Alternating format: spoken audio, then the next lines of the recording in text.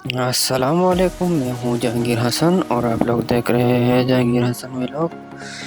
इस वक्त आप लोग इस वीडियो में देख सकते हैं हम इस वक्त मोटरवे के ऊपर पुल पर जा रहे हैं और ये है बहुत ही अमेजिंग जगह है, बहुत खूबसूरत।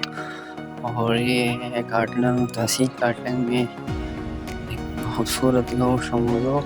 बहुत ही अमेजिंग व्यू है उधर। इस वीडियो में आप पहाड़ भी देख सकते हैं और ऊपर बादल भी है और आहिस्ता आहिस्ता बादल भी शुरू हो गया है और बहुत ही खूबसूरत अमेजिंग जगह है ये। और ऐसे मोर वीडियो देखने के लिए मेरे यूट्यूब चैनल को सब्सक्राइब करना मत भूलिएगा। शुक्रिया।